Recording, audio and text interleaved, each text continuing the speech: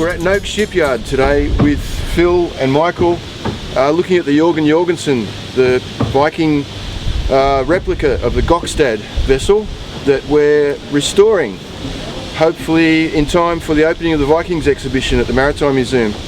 Phil is the manager of fleet. How's it going, Phil?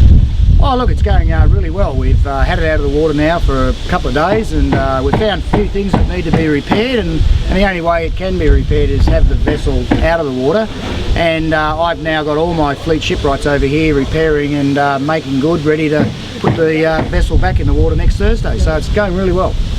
And Michael, this is part of a project for the Piedmont Boat Club. We've been involved with community service activities, community building for some years, since 2005 when we were incorporated, and the vessel was came up as an opportunity for us to incorporate in our vessels, and it's been a great community project, and this opportunity at the moment with the museum and the partnership with the museum is just fantastic. We can actually get it to an operational stage in the next 6 months, which is a great opportunity for us. From here, guys, we'll get the ship back to the museum in about 5 weeks worth of repair work, putting the mast in, getting the ship back to its original state and an operational state that we can use the vessel. Into the future. Stephen's been a great help. He's the curator of the museum with the interpretation of the vessel and how we're restoring it, and we're restoring it exactly the way the Gokstad was. So it's a great project.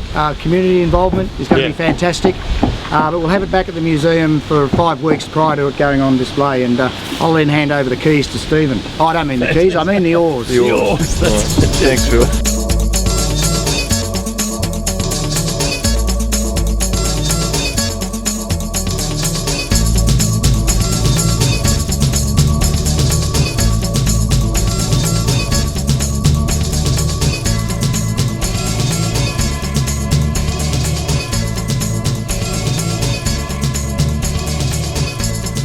Well, we've had this vessel for about 3.5 years now, and over that period of time we've run a number of programs involving work experience, disability, work for the dole, youth at risk.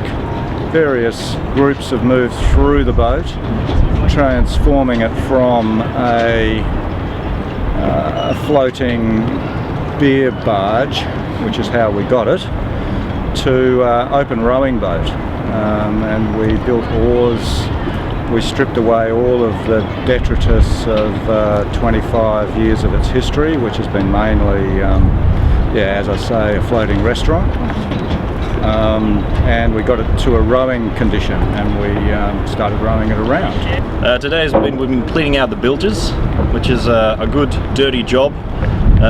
Basically all the stuff that collects down in the ship's bilge had to be taken out, bits of rotten wood, loose paint. We scraped it all out, dried it out because there was a bit of water there as well. All that needs to be done regularly, so it's just really a part of regular ship's maintenance. The next major part is the stepping of the mast on Friday, which is going to be a very big deal for us. We've had the mast in abeyance for about 8 months now. It was another member of our club had it on their boat. We were looking for ways to get it off his boat onto our boat. We got called by the Australian National Maritime Museum, and they said they'd do it for us. So we were pretty happy about that. And on Friday, it's going on board.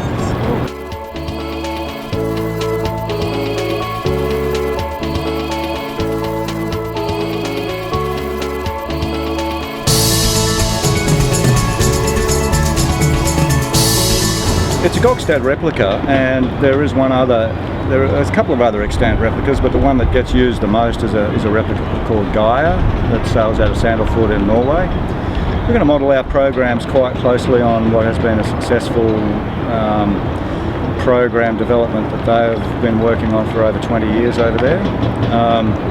They see themselves as an ambassadorship for the environment as much as anything else. We think that we can engage younger people in those subjects using the excitement of being on board a Viking ship and possibly running it around the bays.